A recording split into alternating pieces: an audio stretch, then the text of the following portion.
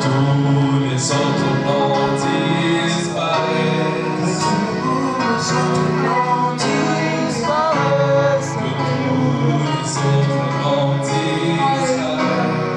Ce soir, demandons de prendre encore la place ce soir. Viens prendre encore la place ce soir dans mon cœur. Alors que nous voulons t'écouter encore ce soir, nous voulons nous disposer encore, disposer notre cœur à recevoir ce que tu as réservé pour nous ce soir. Nous enlevons tout, Seigneur, qui peut constituer comme une distraction pour nous. Tout ce qui peut nous empêcher, Seigneur, de recevoir encore ce soir ce que tu as réservé pour nous. Nous voulons que tu prennes la place encore ce soir. Viens prendre la place. Viens régner encore ce soir. Viens régner encore au milieu de nous ce soir. Viens régner encore au milieu de nous ce soir. Viens régner encore au milieu de nous ce soir. Est-ce que là où tu es, tu peux t'élever et acclamer le roi de rois, acclamer le ressuscité, acclamer celui-là qui te donne la vie, celui qui t'a donné la force d'être là ce soir. Est-ce que tu peux encore bien acclamer ce Dieu? Si tu peux même pousser le cri de joie à l'honneur de ce grand roi, si tu peux même pousser le cri de joie à l'honneur de ce grand roi, celui qui nous a réunis ce soir. Alléluia, alléluia, alléluia. Pendant quelques secondes, tu peux juste prier pour la parole de ce soir. Dis à Dieu, parle-moi ce soir. Parle à mon cœur ce soir. Viens me donner des réponses à mes questions ce soir. Élève ta voix et prie pour ce moment.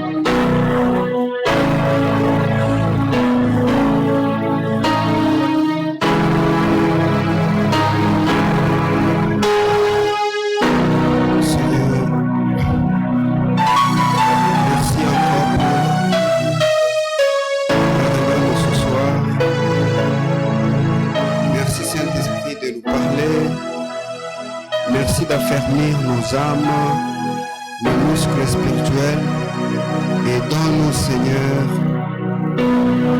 de mettre en pratique tout ce que nous allons écouter encore en ce soir.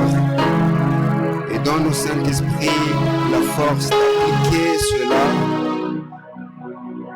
au nom puissant de Jésus. Prends la place, mon Seigneur. Nous n'avons pas, Seigneur, de première ni de deuxième place à te donner. Ce que nous te demandons, Jésus, que tu prennes encore toute la place, mon Dieu. Prends toute la place dans nos cœurs. Prends toute la place dans nos vies. Prends toute la place, Seigneur, en ces lieux. Au nom puissant de Jésus, nous t'avons ainsi prié. Nous disons Amen. Amen, Amen. Que le nom du Seigneur soit béni. Nous pouvons nous rasseoir. Qui est dans la joie d'être là encore ce soir? Vous savez, c'est une recommandation même de notre Dieu, que nous soyons dans la joie lorsque nous nous approchons de lui, de sa présence, lorsque nous venons dans sa maison. Nous sommes sans ignorer que même à la maison, Dieu nous écoute. Même à la maison, Dieu nous exauce. Même à la maison, Dieu nous visite, nous rencontre. Mais il est agréable, il est doux, il est très important pour des frères de demeurer ensemble. J'aimerais donc dire, je suis content de revoir mon frère Sion. Je suis content de revoir mon président Raph. Je suis content de revoir plusieurs d'entre nous. Ça fait longtemps. Il y a certains, c'est depuis les 14 ans et les 15 ans. Depuis ce dimanche-là soir, pour certains, on ne s'est pas revus. On se voit seulement aujourd'hui. Il est vrai, au milieu des jeunes, au milieu des enfants, nous venons de passer un moment très tragique et nous saluons Dieu pour cela. Parce que c'est sa recommandation et nous nous plions à sa volonté. Donc, je n'aimerais pas passer ce moment sans pouvoir se souvenir de cette personne qui nous était aussi chère, très,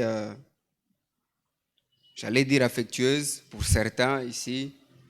Et nous qui se connaissons seulement par salutation, oui, et puis ça pouvait passer. Donc, je ne pouvais pas passer en ignorant sa présence au milieu de nous.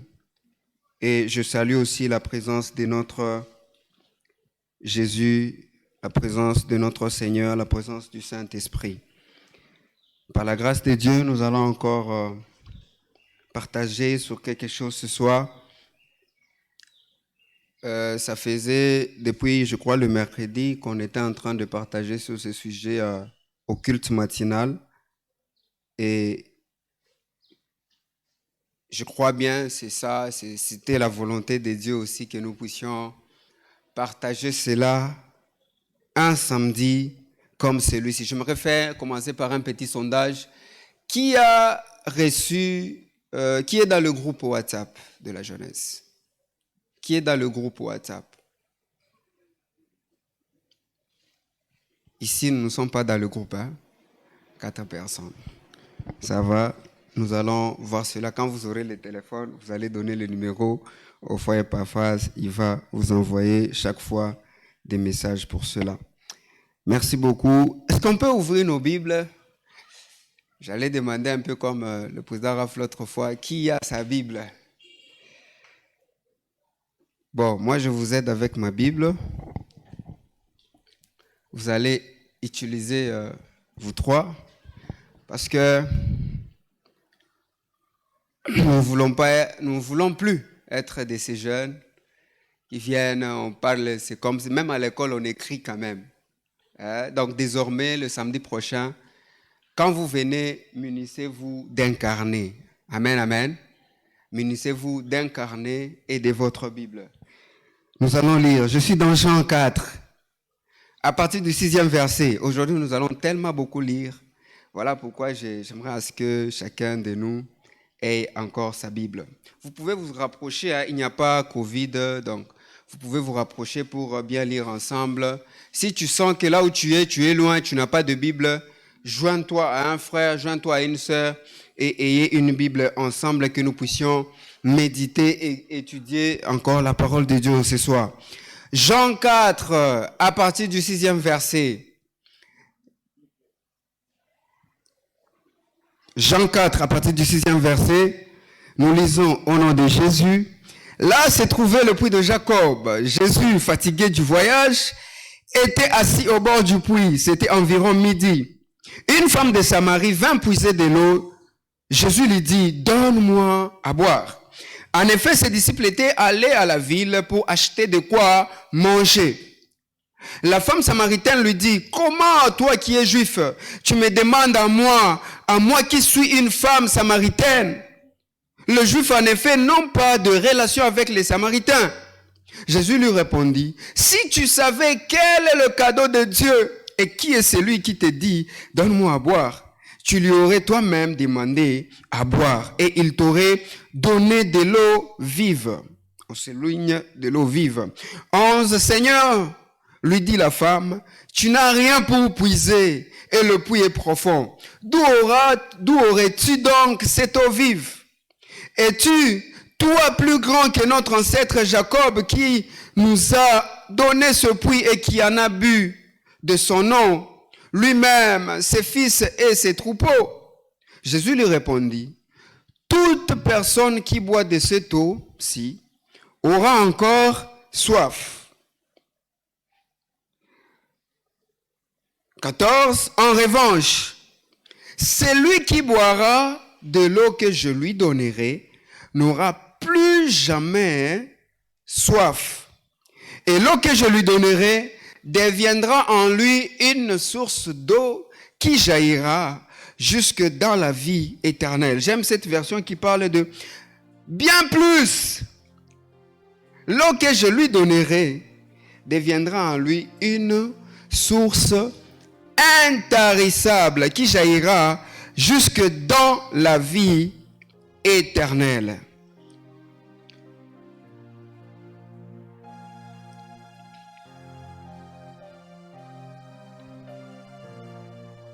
Le psaume 42, où j'aimerais qu'on lise d'abord Apocalypse 3, 14 à 22.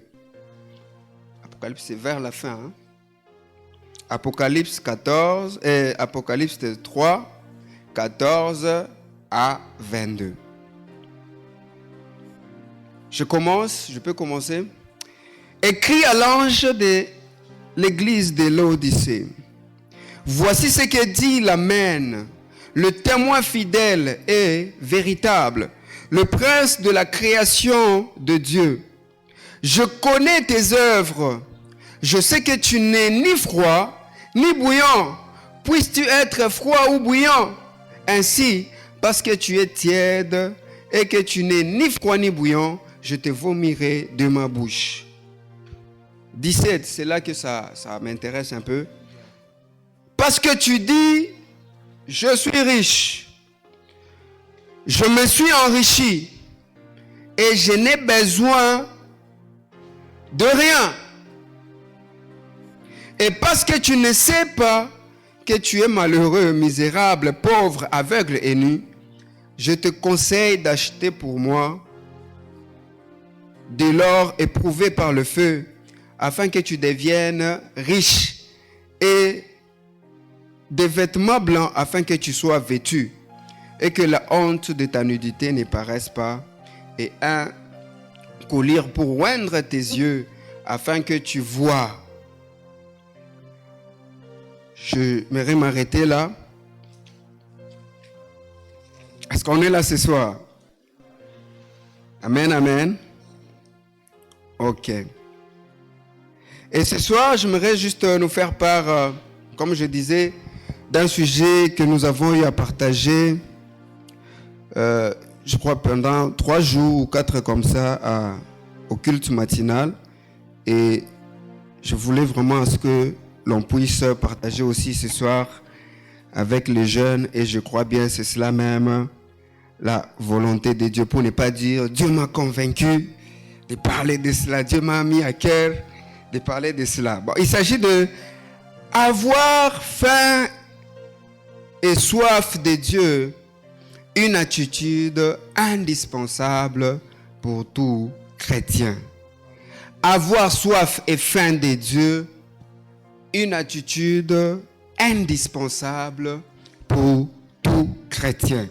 La soif, s'il faut se pencher un peu vers la science, la soif, la science définit cela comme une sensation plus ou moins vive, hein, de sécheresse de la bouche et des muqueuses du pharynx liées à un besoin de l'organisme en eau, besoin en vie ou envie de boire quelque chose.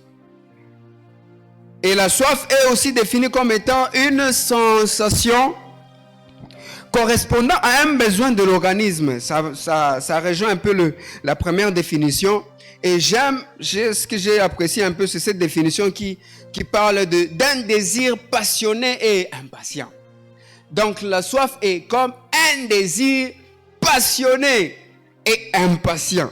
Donc la soif de Dieu est un désir passionné de Dieu et impatient. Avoir soif de Dieu, un désir passionné.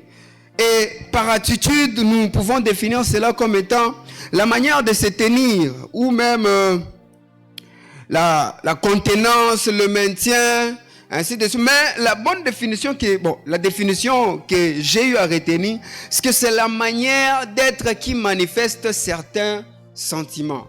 Donc la manière d'être qui manifeste certains sentiments. ou manière de se tenir. Un comportement qui correspond à une disposition psychologique. Donc, ça rejoint un peu l'être. Donc, ce soir, nous sommes un peu dans ce travail de l'être, de notre personne intérieure. Amen, amen. Dans le développement donc de notre être. Et par indispensable, c'est un mot que nous connaissons aussi. Indispensable, ça veut dire qui doit être là à tout prix. Amen, amen. Donc, qui ne doit pas manquer, qui est très important.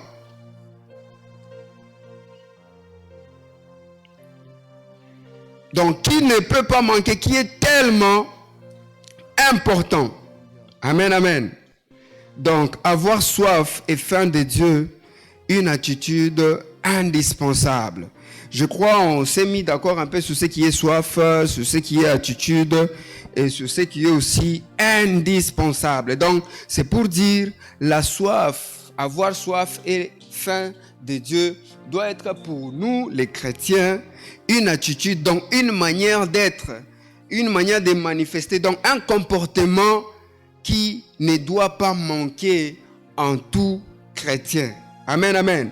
Et lorsque nous rassemblons un peu les deux, soif et faim, j'ai aimé ce que moi-même j'ai un peu pu combiner la définition, c'est que j'ai donné comme étant, ce sont des sensations provoquées par la privation de besoins en nourriture et en boisson. Donc quand un homme a faim et soif, il a des mots, parfois, vous savez, quand on n'a pas mangé pendant plusieurs jours, le docteur est là, notre président, et nous-mêmes, nous connaissons aussi les conséquences. Nous avons la carence en eau, et carence même en vitamines, carence en aliments, ainsi de suite. Amen, amen. C'est soit nous tombons même malades, et soit nous pouvons même mourir si cela prend du temps ou persiste et que nous passons peut-être beaucoup de temps sans prendre de l'eau. Amen, amen.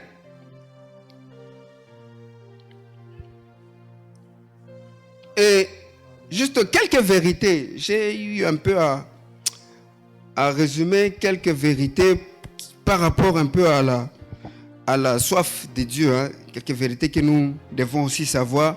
Ce que, toujours par rapport à ce que Jésus nous dit au 14e verset de Jean 4, il parle en revanche, celui qui boira de l'eau que je lui donnerai n'aura plus jamais soif. Amen, amen.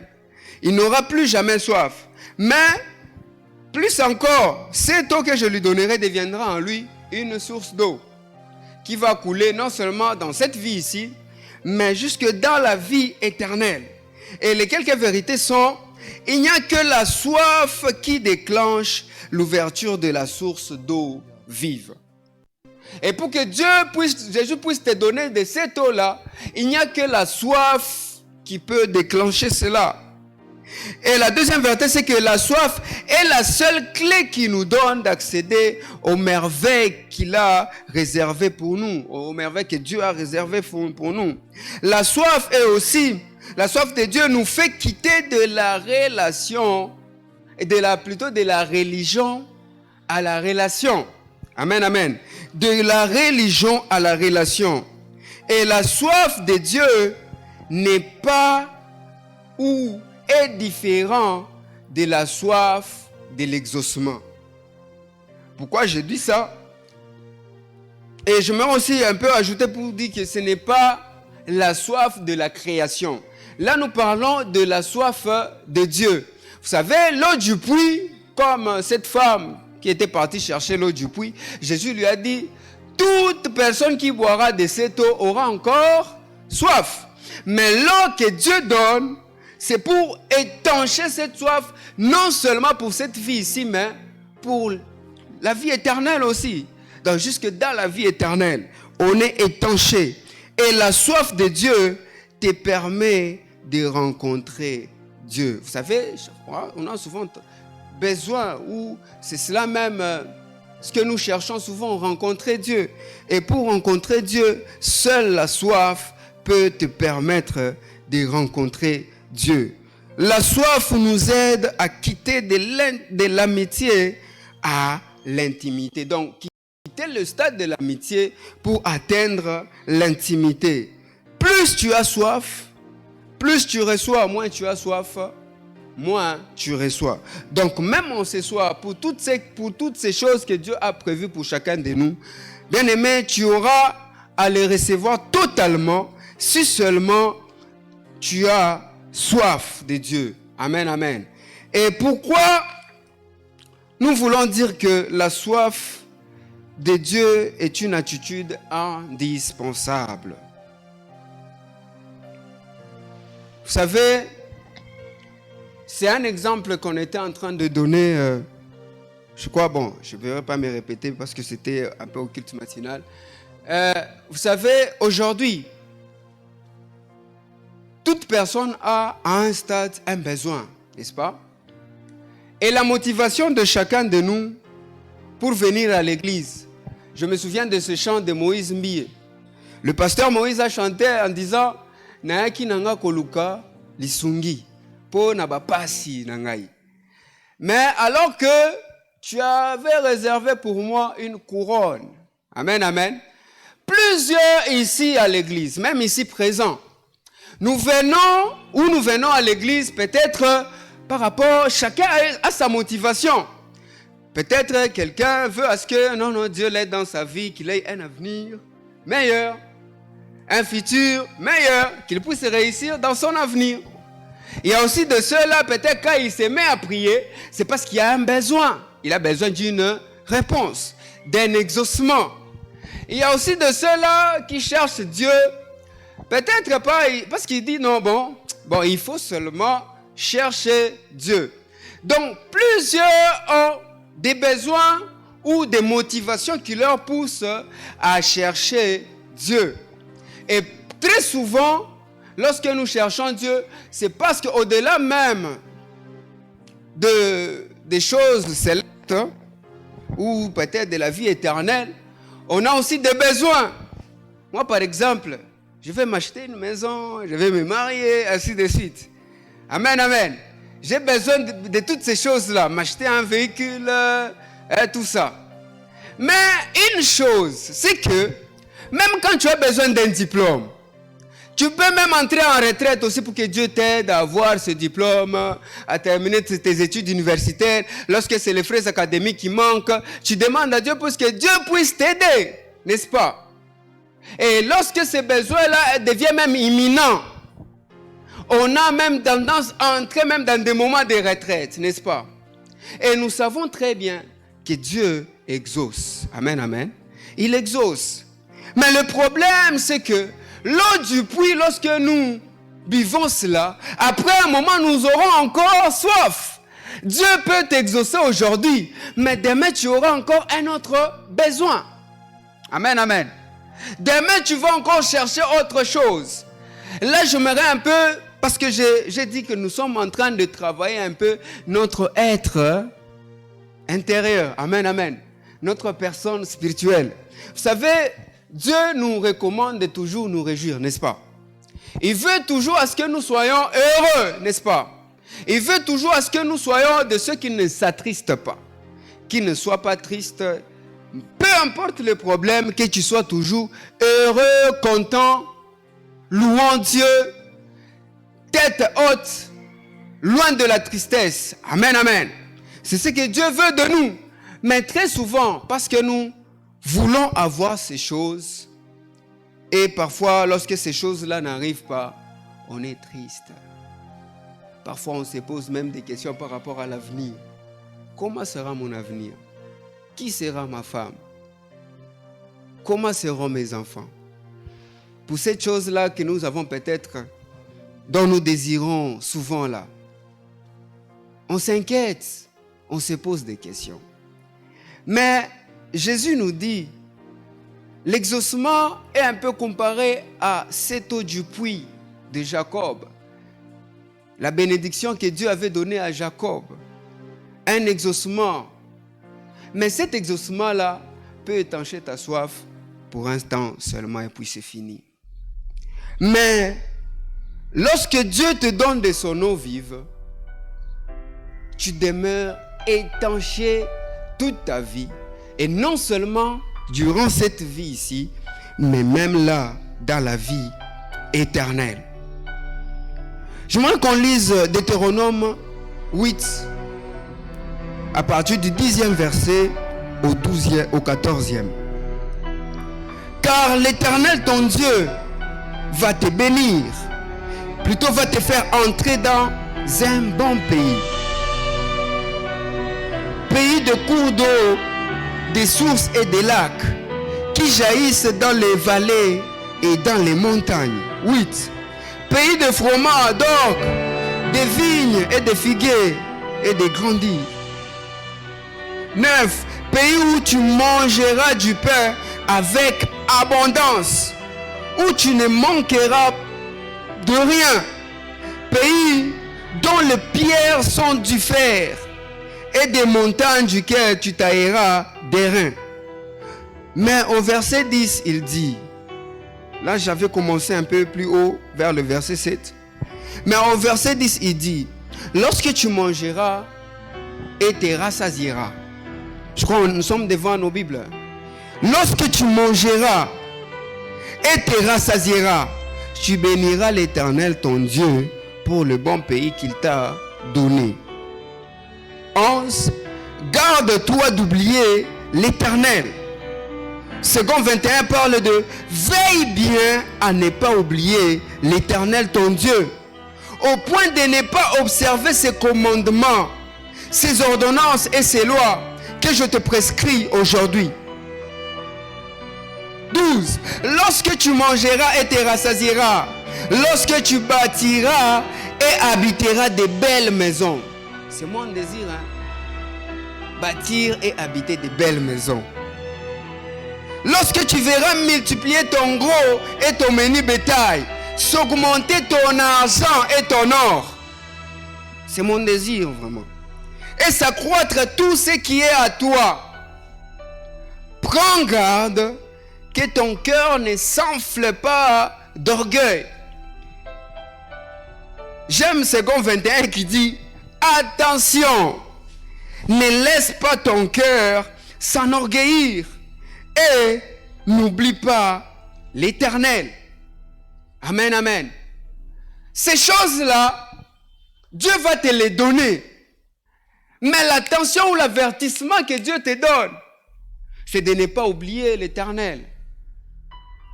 De ne pas oublier l'Éternel. Bien-aimé, plusieurs, après la bénédiction, l'église devient peut-être le moment de prière et comme un dimanche. Plusieurs. Et lorsqu'on n'a pas cette connaissance, bien-aimé, on sera de ceux-là quand le ventre va gonfler à cause de l'argent. Parce qu'en Afrique, très souvent, en majorité, avoir beaucoup d'argent, ça veut dire comme les anciens papas là. Avoir beaucoup d'argent, ça veut dire avoir un gros ventre boss. Là, c'était avant. Mais aujourd'hui, un peu avec la nouvelle génération, beaucoup de gens ont changé de stratégie. Mais la chose la plus importante, c'est que lorsque nous avons faim et soif de l'eau, de la terre ici, nous avons tendance à prendre de l'eau et à boire.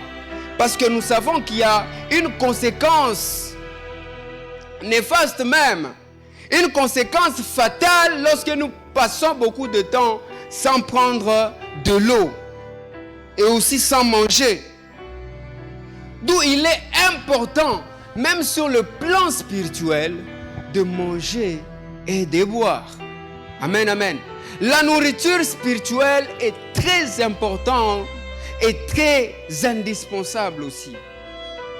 Et pour être souple par rapport à cela, il faut savoir développer en nous comment déceler ou comment discerner la soif et la faim, même sur le plan spirituel. La nourriture est très importante, n'est-ce pas? Si tu ne manges pas, tu risques même de mourir. La nourriture est vitale. L'eau aussi est vitale. Et sur le plan spirituel aussi, la nourriture est vitale. Et cette eau vive aussi est vitale. Lorsque nous ne la prenons pas, lorsque nous ne mangeons pas de la nourriture que Dieu nous donne, nous allons aussi, non seulement à un certain moment, tomber dans cette maladie, mais après, ça sera même la mort, qui est même la perte de la foi. Amen, amen.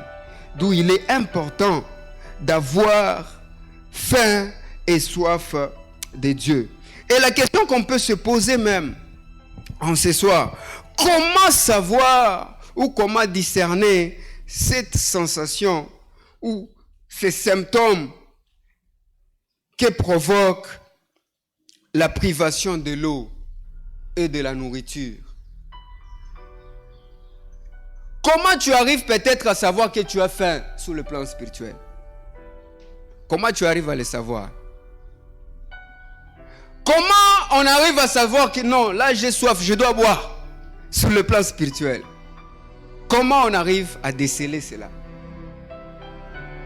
Qui peut répondre? C'est une question, mais j'aimerais que chacun puisse se répondre. Parce que quand on a faim de la nourriture, l'organisme donne des symptômes. Même sur le plan spirituel, il y a aussi des symptômes.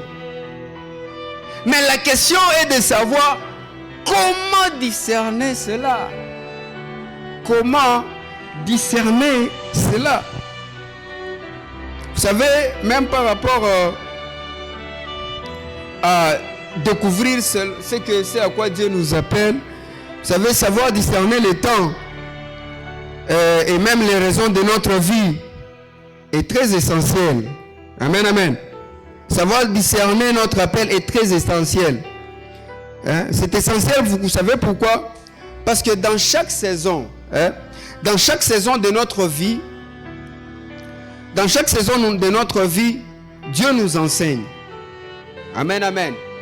Et c'est dans cet enseignement qui nous donne aussi la facilité de pouvoir savoir, ici Dieu me veut là, là-bas Dieu me veut ici. Amen, amen. Et il est important de reconnaître pour savoir quand, comment et pourquoi faire. Amen. Il est important de savoir quand, comment et pourquoi faire pendant ces différentes saisons de notre vie. Amen, amen. Et la première des choses qui nous aide à déceler le symptôme de la soif sur le plan spirituel, la sensibilité du Saint-Esprit, de notre esprit par rapport au Saint-Esprit. Amen, amen. Notre sensibilité spirituelle. Vous savez, même par rapport à la faim et à la soif des choses terrestres, l'organisme fonctionne et il nous donne comme des indicateurs. Les médecins sont là, notre docteur, notre président. Il y a aussi Sion qui est en marche. N'est-ce pas Sion? Ça, on vous a déjà appris, non? Et c'est là, tout le monde le sait. Quand j'ai faim, je sais. Mais sur le plan spirituel aussi, ce qui nous aide à comprendre et à savoir que nous avons faim ou nous avons soif, c'est la sensibilité de l'esprit. La question maintenant, es-tu sensible au Saint-Esprit? Es-tu sensible? Si tu es sensible, gloire à Dieu. Mais pour celui qui n'est pas sensible à l'esprit, j'aimerais par ces 2 points l'aider un peu à développer sa sensibilité spirituelle. Amen, amen. À développer sa sensibilité spirituelle. La première des choses, c'est de nettoyer de nos pensées. Donc ça veut dire le nettoyage de nos pensées. Comme on appelle le lavage du cerveau. Un peu là, c'est au terme mondain. Le nettoyage de nos pensées par le renouvellement de l'intelligence. Nettoyer nos pensées par le renouvellement de l'intelligence. J'aime la prophétesse Sissi Bogoli. J'aime une de ses prédications où elle pouvait dire, le thème c'était une autre définition des choses. Ça veut dire une autre manière de voir les choses. Une autre définition des choses. Donc ici j'ai donné comme critère définir la vie comme Dieu la définit. Ça veut dire acquérir de la connaissance. Cela est dit dans Romains 12, 2. Romains 12, 2, un passage que nous aimons bien à la jeunesse. Soyez transformés par le renouvellement de l'intelligence afin de discerner quelle est la volonté de Dieu. Amen, amen. Il parlait de ce qui est bon, ce qui est parfait, ce qui est agréable. Et lorsque nous continuons, souvent on ne continue pas, mais lorsque nous continuons, et il nous dit que c'est en faisant cela que nous allons même discerner quelle est la volonté de Dieu. Amen, amen. Et par rapport à cela, la question encore, c'est de savoir, puisqu'on nous appelle à définir la vie comme Dieu l'a définie. Et toi, comment tu définis la vie? Comment tu définis le bonheur? Vous savez, la plupart des jeunes gens, les choses qui leur inquiètent, les choses qui leur tracassent, et comme un plan que tout le monde a déjà dans sa tête, étudier, avoir un diplôme de licence, trouver un boulot, être DG, être directeur, avoir un bon salaire, se marier, avoir des enfants, grandir et puis c'est fini. Pour plusieurs, n'est-ce pas? Et ce sont même ces choses-là, durant ces parcours-là, qui nous inquiètent. Peut-être quand le diplôme traîne, on s'inquiète. Quand le mariage traîne, on s'inquiète. Quand les enfants traînent, on s'inquiète. Quand peut-être la promotion au travail traîne, on s'inquiète. Pour les travailleurs. Quand le salaire traîne, on s'inquiète. Quand l'ouverture traîne, on s'inquiète. Mais sache que même quand l'ouverture viendra, il y aura encore une autre chose qui va t'inquiéter. L'eau du puits. Amen, amen. Mais Jésus, lui, il nous veut des personnes qui sont toujours heureux, qui vivent le contentement. C'est ce que nous, chrétiens, nous sommes appelés à vivre. Voilà pourquoi Paul pouvait dire, je sais vivre dans l'abondance. Je sais vivre aussi dans la disette. Avoir une foi ferme, peu importe les circonstances. Et la définition même de la vie, la définition même du bonheur, c'est ce qui va t'aider, toi, à être une personne vivant le contentement ou les inquiétudes. Comment tu définis, toi, la vie? Comment tu définis le bonheur? Qu'est-ce qui te rend heureux? Est-ce les choses de ce monde?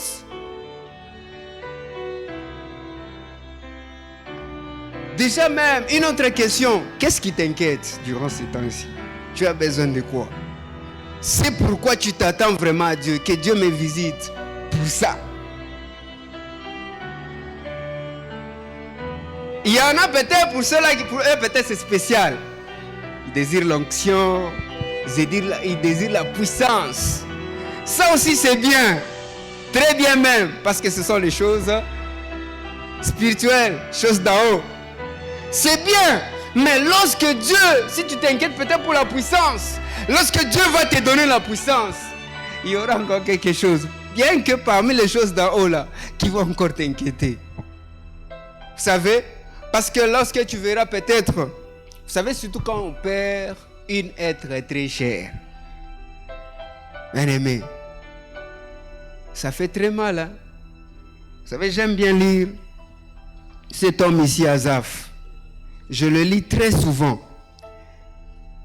J'aime bien là où il pouvait dire, mon âme refuse toute consolation. Il dit à Dieu, tu tiens mes paupières en éveil. À cause de tous ces problèmes qui me tracassent, je n'arrive pas à dormir. Donc, on dirait au tchaka, la paupière avec ça la bouille, donc on a la laté.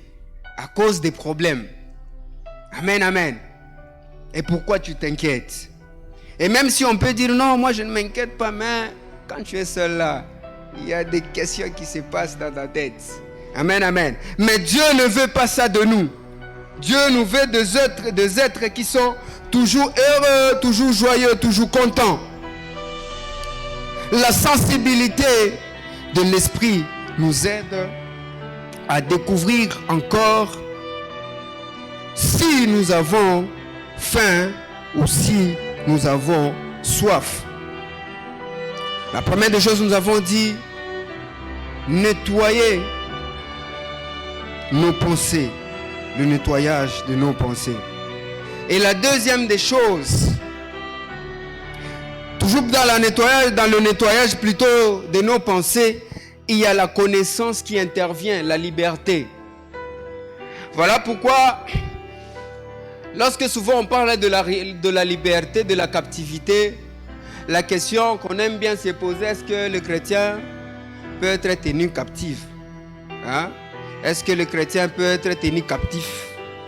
C'est la question qu'on se pose souvent. Amen, amen. Et plusieurs ont dit, non, le chrétien... Mais parfois tu es même captif par tes inquiétudes toi-même, par des émotions. Et des fois même par le péché. Ça te tient captif. Tu cherches comment arrêter là, ça, mais ça n'arrive pas. Tu ne réussis pas. Mais Dieu est capable de te libérer. Il suffit seulement de savoir que je suis captif là. Et j'ai besoin de la liberté. Et tu tends ta main vers Jésus pour qu'il te libère. Amen, amen. Et la connaissance. J'aimerais qu'on lise 2 Corinthiens 10, 4. 2 Corinthiens 10, 4. J'avais demandé à ce que chacun de nous ait un peu sa Bible pour que nous puissions vraiment lire. Parce que nous voulons, à chaque fois que nous serons dans une réunion des jeunes, que nous soyons de ceux-là qui ouvrent vraiment leur Bible, qui étudient vraiment. Amen, amen. 2 Corinthiens 10, 4. En effet, nos armes de guerre ne sont pas charnelles. D'autres versions parlent des humaines. Mais elles sont puissantes en Dieu. Et d'autres versions parlent par la vertu de Dieu. Pour renverser les forteresses. 5. Pour détruire les raisonnements et toute hauteur. Et parlant de hauteur, il y a d'autres versions qui parlent des obstacles qui s'élèvent contre la connaissance de Dieu. Et il y a des choses qui t'empêchent d'avoir la connaissance de Dieu, qui sont comme un voile. Je crois pendant un si long moment, depuis Peniel Night, on a parlé de ce temps de contemplation, de transformer de gloire en gloire, de cette connaissance qui nous libère. Amen, amen. Pour détruire les raisonnements et toute hauteur, tout obstacle qui s'élève contre la connaissance de Dieu. Et pour amener toute pensée captive à l'obéissance de Christ. La première des choses, il dit quoi? Détruire d'abord tout ce qui nous empêche de connaître Dieu, d'avoir la connaissance de Dieu et d'amener toute pensée captive à l'obéissance de Christ. Amen, amen. La connaissance, c'est ce qui nous aide même à laver notre cerveau, à nettoyer nos pensées, à nous faire comprendre que la vie, le bonheur, ce n'est pas ce que nous voyons là, illusoirement. Ne soyons pas sur l'illusion optique. Que ces choses-là ne nous attristent pas, quoique nous en avons besoin. Et la deuxième des choses qui nous aide à avoir ou à développer notre sensibilité spirituelle, c'est l'affection même aux choses d'en haut. L'intimité et la communion avec le Saint-Esprit. Bien-aimé, si tu es en communion avec le Saint-Esprit, il te communiquera, il te dira, là tu as besoin de ceci, tu as besoin de manger, tu as besoin de telle connaissance. Amen, amen. La communion avec le Saint-Esprit. Et troisièmement, c'est avoir ou passer des moments, donc avoir des moments réussis avec Dieu. Des moments de rencontre. Pas des moments de prière seulement. Des moments où tu rencontres Dieu. Vous savez, lorsqu'on a besoin de l'eau, on sera étanché seulement si on boit de l'eau. Et des fois, quand on a besoin de Dieu, on sera seulement satisfait lorsqu'on rencontre Dieu. Vous savez, pendant des moments de prière comme ça, peut-être que quand Dieu veut venir maintenant te parler, parfois on se pose des questions. Pourquoi c'est seulement dans la retraite où il y a beaucoup plus de manifestations? Est-ce que c'est nous qui faisons ça de notre propre effort? Non. Vous savez pourquoi? Des fois, quand nous venons dans un culte comme ça, lorsque nous venons, on a tendance à penser seulement à la fin du culte et partir. On n'a pas tellement cultivé la patience dans la présence de Dieu. On n'a pas tellement cultivé cette... Voilà pourquoi l'autre fois, à la retraite, c'était le prophète Bob. Vous savez, lorsqu'il parlait de la patience dans la présence de... Il donnait l'illustration de Moïse. Vous savez, Moïse, quand Dieu l'a convoqué pour 40 jours et 40 nuits, les commentateurs de la Bible parlent en disant, le premier jour, Dieu n'était pas venu. Le deuxième jour, il n'était pas là. Le troisième jour, Dieu n'était pas là. Quatrième, Dieu n'était toujours pas là. Si c'était moi et toi, on allait descendre très vite. Mais par rapport à la rencontre, ça ne se passe pas comme ça. Voilà pourquoi, jeune, tu es appelé à passer des moments d'intimité avec Dieu. C'est cela qui va t'aider à te développer et à développer même ta sensibilité de l'esprit. Et la quatrième des choses, l'amour de la parole. J'allais dire la méditation. Mais la méditation, je me suis rendu compte que apparemment c'est... Bon, par rapport à ce que nous comprenons là, apparemment c'est limité. Vous savez, lorsque nous avons l'amour de la parole, quand on aime, on veut à ce que ça soit là. Quand on aime vraiment, on désire être avec. Quand on est amoureux, on désire, on veut à tout prix voir la personne. Quand on aime une série télé, on veut à tout prix suivre la suite. Vous savez, ce que j'ai commencé à faire pendant un temps là, c'était lorsque je suis dans Nathalie série, na Monique Sili, épisode Moussoussi Foya Lobby, non, na Gotina Net, na Keluka. Excusez. Na Keluka Tina Net, afin de connaître un peu comment ça se passe. Même dans les dessins animés, je le faisais.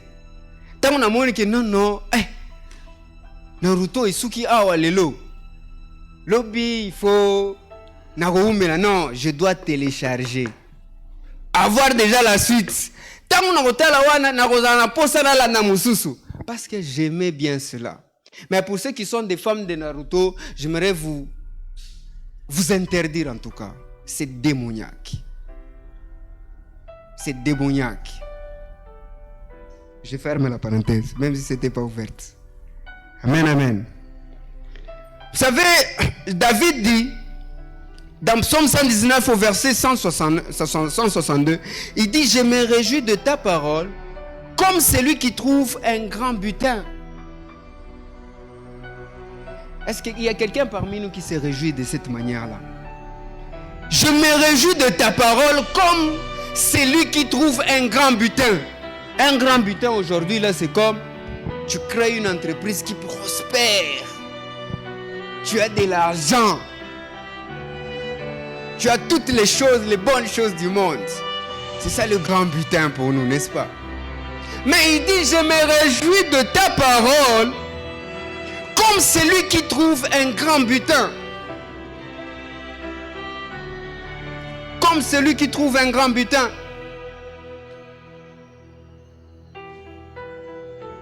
Et la version Semeur dit ceci, je fais ma joie de ta parole comme celui qui trouve un grand trésor. Je fais ma joie de ta parole comme celui qui trouve un grand trésor. Est-ce le cas pour toi et moi ce soir? Est-ce le cas? Et dans Psaume 119, verset 14, il dit, Louis II parle de « J'ai autant de joie à suivre tes instructions que si je possédais tous les trésors. » C'est comme une comparaison. Entre trouver tous les trésors et observer les commandements ou obéir à ta parole, je trouve de la joie lorsque j'obéis ta parole, plus que si j'ai trouvé beaucoup de bien.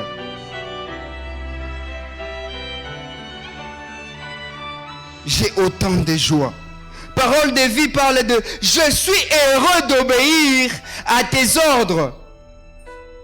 Il compare aussi « Comme si je possédais toutes les richesses du monde ». L'amour de la parole.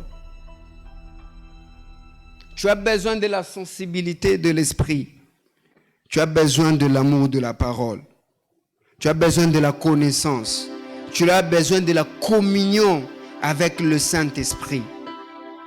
Tu as besoin de renouveler tes pensées afin que tes pensées soient changées en une autre chose. Vous savez, bien aimé, lorsqu'on aime la richesse plus que Dieu, on va chercher Dieu pour la richesse au lieu de chercher le Dieu qui donne la richesse.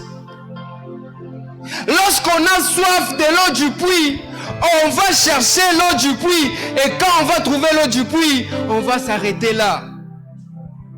Lorsqu'on a besoin d'un exaucement, on va chercher Dieu pour l'exaucement. Et après avoir trouvé l'exaucement, on va s'arrêter là.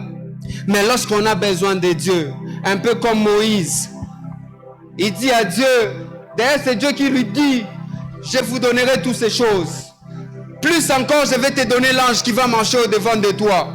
Je vais vous envoyer dans le pays où coule le lait et le miel. Vous aurez toutes les bonnes choses. Mais Moïse comprenant, il dit, ne nous fais pas quitter si toi tu ne viens pas avec nous. Combien d'entre nous sont prêts à cela? Es-tu soif de l'eau du puits de Jacob ou as-tu soif de l'eau vive que Dieu donne? As-tu soif de l'exaucement ou as-tu soif du Dieu qui exauce?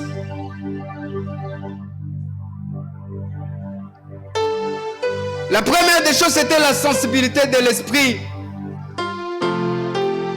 Mais j'aimerais juste, alors qu'on atterrit déjà,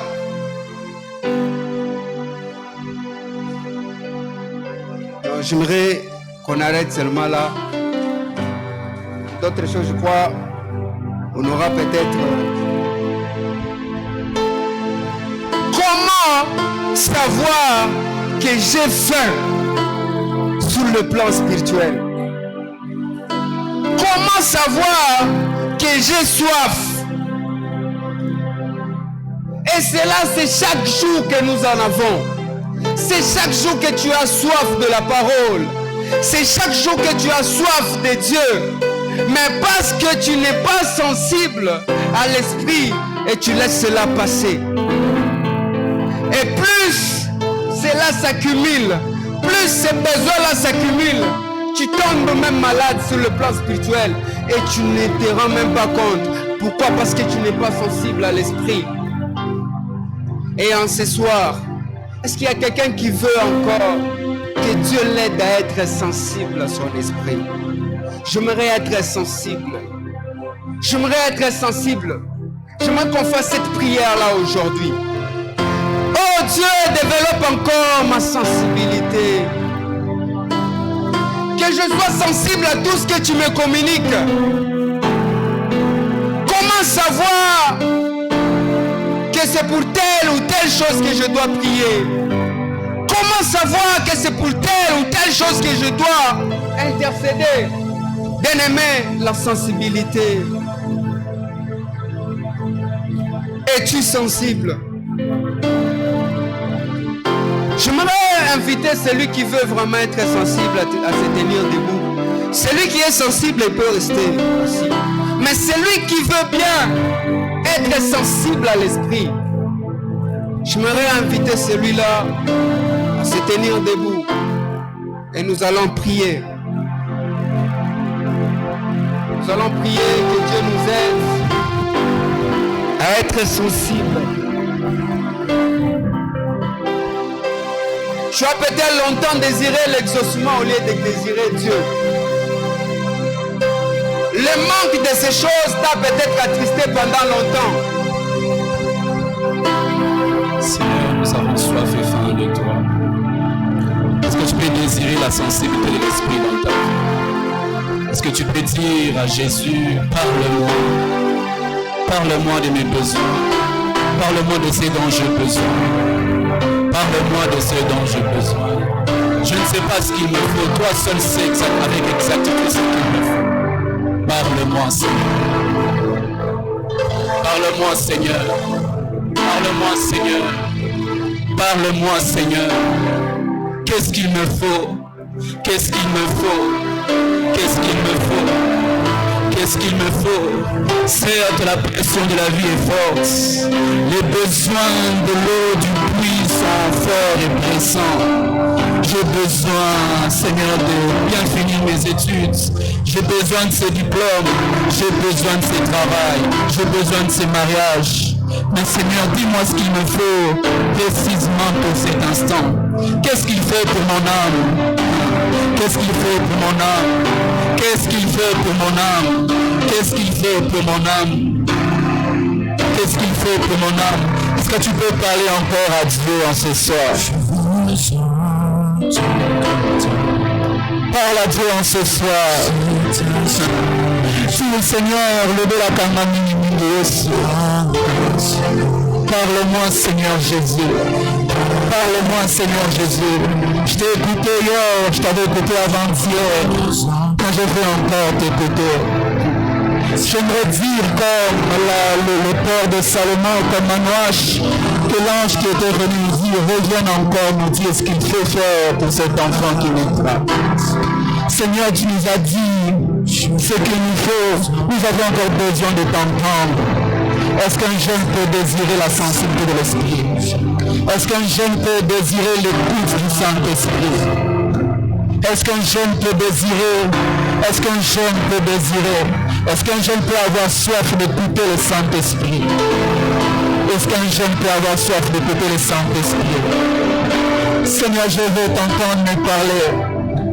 Seigneur, je veux t'entendre me parler.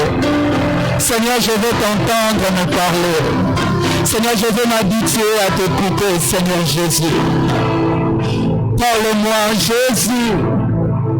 Parle-moi, Jésus. Est-ce que tu peux parler encore à Jésus? J'aimerais que tu parles fort à Jésus. Que ça grandisse, Seigneur mon Dieu, cette sensibilité. Que ça grandisse, mon Dieu, l'écoute de ta voix, Seigneur Jésus-Christ. Que ça grandisse l'écoute de ta voix, Seigneur Jésus-Christ. Donne-moi d'avoir des moments de qualité avec toi, Seigneur. Est-ce que tu peux désirer dire à Dieu, Seigneur, j'aimerais passer des moments réussis avec toi, Seigneur. J'aimerais être impatient dans ta présence. J'aimerais être impatient dans ta présence. J'aimerais être impatient dans ta présence. J'aimerais être impatient, oh mon Dieu. Passer des moments de qualité. Passer des moments réussis avec toi, Jésus-Christ. Je veux passer des moments réussis avec toi, Jésus. J'aimerais expérimenter le Dieu qui exauce. J'aimerais expérimenter le Dieu qui donne de l'eau. Et c'était qui devient en nous une source qui ne tarit jamais. Une source intarissable. Seigneur, c'est ce Dieu que je désire. Seigneur, c'est toi que je désire. Seigneur, c'est toi que je désire. Seigneur, c'est toi que je désire. C'est toi que je désire. Merci de le faire, Seigneur mon Dieu. Merci de le faire dans la vie d'un jeune, Seigneur Jésus-Christ. Merci de le faire dans ma vie, oh mon Dieu. Merci de m'apprendre à t'écouter, Seigneur mon Dieu. Les disciples ont dit un jour, apprends-nous à prier. Et nous ce soir, nous te disons, apprends-nous, Seigneur, à t'écouter. Apprends-nous, Seigneur mon Dieu, à être sensible à ta voix. Apprends-nous, Seigneur mon Dieu, à être sensibles à ta voix. Apprends-nous à comprendre, Seigneur, ce qu'il fait pour nous, Seigneur Jésus. Nous avons tant de besoins, Saint-Esprit de Dieu. Nous avons tant de besoins, Saint-Esprit de Dieu. Mais c'est de toi dont nous avons plus besoin. C'est de toi dont nous avons plus besoin. Merci Jésus. Merci Jésus. Merci Jésus. Seigneur, merci pour ce culte précieux dans ta présence. Seigneur, merci pour cette parole, Seigneur mon Dieu. Merci Seigneur de nous aider non pas seulement à écouter mais à l'appliquer, Seigneur mon Dieu. Tu dis par Jésus, nous dit le jour et nuit, agis fidèlement, c'est alors que tu auras du succès dans toutes tes entreprises. Seigneur, le succès, Seigneur mon Dieu, dans nos entreprises, ce n'est pas seulement d'écouter, mais d'appliquer ce que nous écoutons, Seigneur mon Dieu. Nous te prions, Seigneur Jésus, de nous aider à appliquer ce que nous écoutons, Seigneur mon Dieu. Seigneur, nous te prions, Seigneur mon Dieu, de nous aider à structurer, Seigneur mon Dieu, après des moments de qualité, Seigneur mon Dieu, des moments réussis avec toi, Jésus-Christ. Seigneur, merci de le faire dans nos vies. Merci de le faire dans la vie de mes frères, dans la vie de ma soeur, Saint-Esprit de Dieu. Merci de me rendre sensible à ta voix, Saint-Esprit de Dieu. Merci de me rendre sensible à ta voix, Saint-Esprit de Dieu. Merci Jésus de renouveler mon intelligence. Merci Jésus de nettoyer mes pensées. Merci Jésus de libérer mes pensées. Merci de m'aider à vivre une vie de liberté. Merci Jésus. Merci Jésus. Merci pour ces offrandes que nous te donnons, Seigneur Dieu. Merci de les agréer, Saint-Esprit de Dieu. Merci de donner plus, Seigneur, à ceux qui en manquent, afin que le samedi prochain qu'ils trouvent à te donner.